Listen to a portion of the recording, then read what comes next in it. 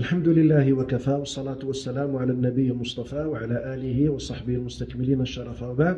السلام عليكم ورحمة الله وبركاته. لا نزال أيها الأفاضل مع شيء من الفوائد الفقهية على ضوء مذهب مالك رحمة الله تبارك وتعالى عليه.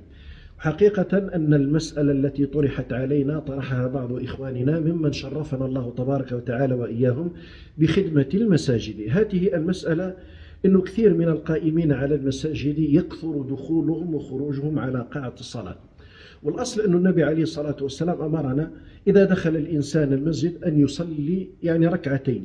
فهل هذا الإنسان الذي يكثر دخوله وخروجه على قاعة الصلاة، أو أحيانا ربما هذا الإنسان ما دخل قاعة الصلاة لأجل الصلاة ولكن لشغل ولغرض، كأن ينادي على إنسان معين أو أن يكون له شغل مع إمام المسجد، فهل هؤلاء من كان هذا وصفه هل هذا يطالب بتحية المسجد في كل دخول وخروج؟ هذه صورة المسألة. طبعا تحية المسجد هي من المستحبات عندنا أيها الأفاضل، شرعها الله تبارك وتعالى تعظيما لبيته، وشرعها الله سبحانه وتعالى من باب أن نتأدب مع الله تبارك وتعالى، وأن من دخل المسجد كان حقا عليه أن يحيي الله تبارك وتعالى الذي شرع لنا الدخول إلى المساجد وأباح لنا الدخول للمساجد. فتحية المسجد الأصل فيها أننا نحيي رب هذه المساجد، صاحب هذه المساجد اللي هو رب العالمين سبحانه وتعالى.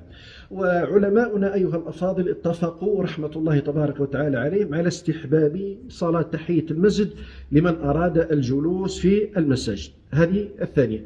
الثالثة، فقهاؤنا قالوا يكره الجلوس في المساجد قبل أن يصلي الإنسان تحية المسجد، بل فقهاء المالكية قالوا ولو جلس هذا الإنسان مباشرة، دخل هذا الإنسان وهو يريد الصلاة، جلس مباشرة دون أن يصلي تحية المسجد، فإنها لا تسقط عنه بالجلوس، إنما هذا الإنسان يقوم ويؤدي تحية المسجد. هذا كله نأخذه من حديث النبي عليه الصلاة والسلام، حديث الإمام البخاري، حديث سيدنا أبي قتادة: إذا دخل أحدكم المسجد فلا يجلس حتى يصلي ركعتين. هذا الحديث يعرفه القاصي والداني، وكثيرا ما نسمعه من إخواننا، لكن هذا الحديث فيه جمل من العلم وجمل من الفوائد لا بد من ذكرها. النبي عليه الصلاة والسلام قال: إذا دخل أحدكم المسجد فلا يجلس حتى يصلي ركعتين. في قوله إذا دخل أحدكم المسجد، هل مجرد الدخول، مجرد المرور بالمسجد يقتضي ركعتين، أم لا بد أن يكون هذا الإنسان الداخل مريدا للجلوس ومريدا للصلاة؟ هذه المسألة لابد أن تفهم من خلال هذا الحديث. هل تشرع تحية المسجد بمجرد الدخول أخذا بظاهر الحديث إذا دخل أحدكم؟ هل علة صلاة تحية المسجد أن الإنسان إذا دخل، إذا مر، ولو كان لا يقصد الجلوس ولو كان لا يقصد الصلاة فإنه يصلي ركعتين، أم لا بد لهذا الإنسان أنه يصلي هذه التحية الركعتين إذا أراد الجلوس، أخذا بالشق الثاني في الحديث فلا يجلس حتى يصلي، أي بمعنى أنه إذا لم يرد الجلوس فإنه لا تشرع له تحية المسجد. هذا الخلاف حاصل عندنا في المذهب وعند فقهائنا رحمة الله تبارك وتعالى عليهم. أن الفقهاء اختلفوا هل تشرع تحية المسجد بمجرد الدخول للمسجد، وأنها إنما سقطت عن المار، هذا الذي دخل المسجد إنما سقطت عن المار الذي لا يريد الصلاة لأجل دفع المشقة المترتبة عنه بكثرة تحية المسجد لكثرة دخوله للمسجد. هذه الأولى. أم أن المار هذا الذي دخل المسجد غير مخاطب أصلا بتحية المسجد، وإنما تطلب من الداخل المريد للجلوس المريد للصلاة في المسجد، أخذا بحديث بقوله فلا يجلس.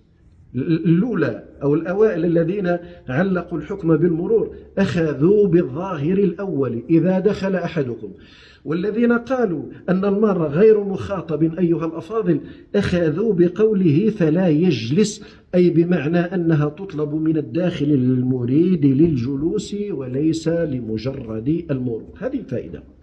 فقهاءنا أيضا المالكية قالوا أيها الأفاضل اختلفوا في من صلاها مرة واحدة. هذا الإنسان دخل المسجد وصلاها مرة واحدة، ولكنه كثر يعني منه الدخول للمسجد تباعا. هل في كل دخول يصلي تحية المسجد؟ فقهاء المالكية رحمة الله تبارك وتعالى عليهم يعني المذهب أنه إذا تكرر دخوله كفته الأولى إن قرب رجوعه يعني للمسجد عرفا، فإن طال رجوعه للمسجد فإنه يعني يعيد تحية المسجد مرة أخرى. هذا هو الضابط عند فقهاء المالكية.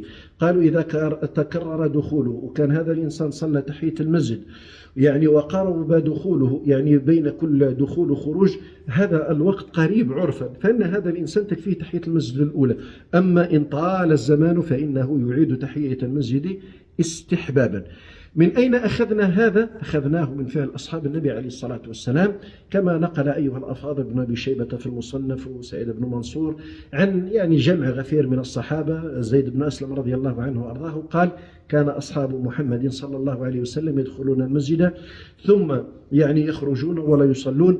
قال: ورأيت ابن عمر يعني يفعل ذلك. وأيضا كان سيدنا سالم بن عبد الله بن عمر رضي الله عنه وأرضاه يعني يمر في المسجد فيه مقبلا ومدبرا وكان لا يصلي فيه. لذلك من بديع كلام فقهاء المالكية لما تحدثوا عن تحية المسجد أنهم ضبطوها ب4 ضوابط. يعني صاحب الرسالة ضبطها ب3 ضوابط، لكن بعض الأفاضل ممن يعني نهلنا منهم زاد ضابطا آخر من باب البيان. فقهاء المالكية قالوا أن تحية المسجد هذه تستحب بشروط معينة. تحية المسجد تستحب بشروط معينة. الشرط الأول أن يدخل هذا المصلي المسجد على طهارة، لأن هذا الإنسان الذي دخل على غير طهارة لا يطالب بها، لأن الطهارة شرط في صحة الصلاة. 2 وأن يكون مراده الجلوس في المسجد، أي بمعنى أن المار غير مطالب بها، يعني لأثار الصحابة رضي الله عنهم وأرضاهم أنهم كانوا يدخلون المسجد ويخرجون وما كانوا يصلون رضي الله عنهم وأرضاهم. فيفهم أن المخاطب بتحية المسجد هو الذي ينوي الجلوس في المسجد. الثالث أيها الأفاضل أن يكون الوقت وقت جواز، يعني هذا الوقت الذي دخل فيه هذا الإنسان المصلي أن يكون وقت جواز لأداء هذه الصلاة، أي بمعنى ألا يكون في وقت يعني تحرم فيه الصلاة أو تكره فيه صلاة النافلة. والرابعة ألا يصادف دخوله إقامة الصلاة، لأن هذا الإنسان الذي دخل المسجد وأقيمت الصلاة هذا لا يصلي تحية المسجد، إنما مباشرة عليه أن يأتي للصلاة، لحديث النبي عليه الصلاة والسلام: إذا أقيمت الصلاة فلا صلاة إلا التي أقيمت. أسأل الله سبحانه وتعالى أن يرزقنا الإخلاص في الأحوال والأقوال، إنه ولي ذلك والقادر عليه. والسلام عليكم ورحمة الله وبركاته.